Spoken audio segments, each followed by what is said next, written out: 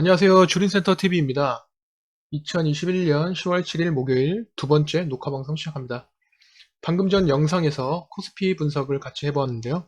이번 영상에서는 그러면 제가 어떻게 수개월 전부터 코스피 하락 또는 조정에 대한 이야기를 먼저 할 수 있었는지 유동성 장세에 대한 특징을 알려드리려고 합니다. 100% 맞췄다 뭐 이런 얘기를 하는 것이 아니고요. 당시에 하락이나 조정에 대한 이야기를 어떤 시그널을 보고 할 수 있었는지 말씀드리는 시간을 갖도록 하겠습니다. 100%라는 것은 주식에는 있을 수가 없습니다. 자, 우선 코로나 이후에 이런 큰 상승이 있었던 것은 유동성 장세였기 때문에 가능했던 것은 잘 알고 계시죠? 유동성 장세라는 것은 기업의 가치 변화와 상관없이 돈의 힘으로만 주가를 끌어올리는 것을 말해요. 코로나 사태 이후 경제 침체를 우려해서 양적 완화 정책을 펼치게 되죠. 돈을 푸는 거예요. 확대 정책에서 가장 손쉽게 경제 부양을 할 수 있는 정책이 금리 인하와 양적 완화 정책이에요. 자, 그러면 여기서 그림을 하나 보여드릴게요.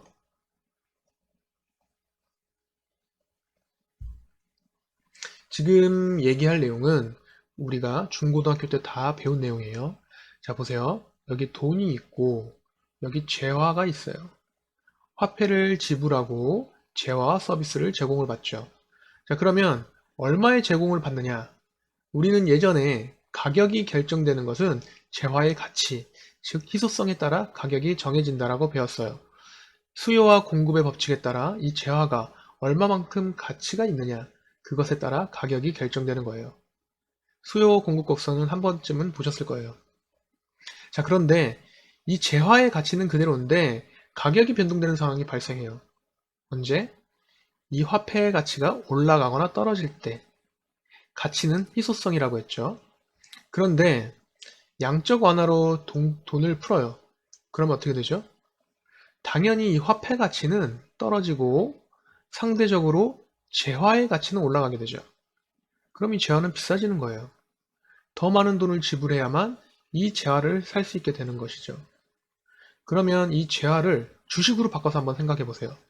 주식은 기업의 가치에 수렴하게 되죠.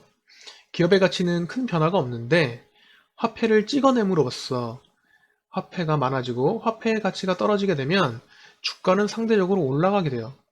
물론 코로나 팬데믹 이후에 그 유동성 자금들이 첫 번째로 증시에 몰린 것도 있지만 기본적인 유동성 장세에서의 주가 상승의 메커니즘은 방금 설명드렸던 화폐 가치가 크게 하락하면서 상대적인 주식의 가치가 상승하는 거예요.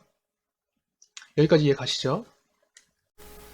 자, 그래서 저는 이때 위아래로 흔들면서 조정을 받을 때 오히려 더 갈 거라고 말씀드렸어요.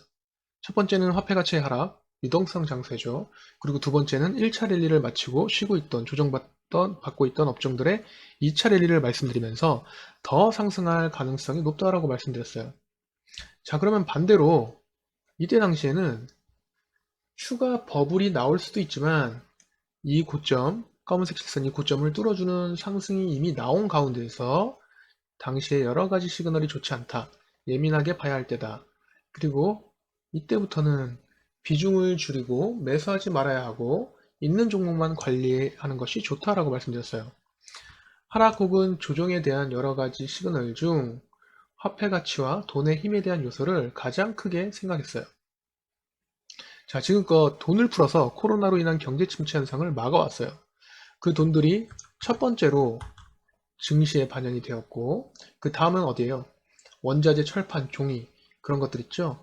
1차로 원자재 값의 폭등이 일어나요. 그리고 최종적으로 최종 제품을 소비하는 물가가 올라가고 인건비가 올라가게 돼요. 인플레이션이 발생하게 되는 거예요. 그러면 국가적인 차원에서 긴축 정책을 하게 돼 있죠. 우리가 흔히 알고 있는 통화량을 줄이는 테이퍼링, 금리 인상이 대표적인 정책이에요.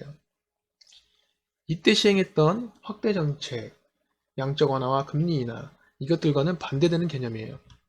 그렇게 되면 지금껏 유동성 장세를 가장 큰 원동력으로 삼아왔던 상승장은 버블이 꺼지게 되어 있어요.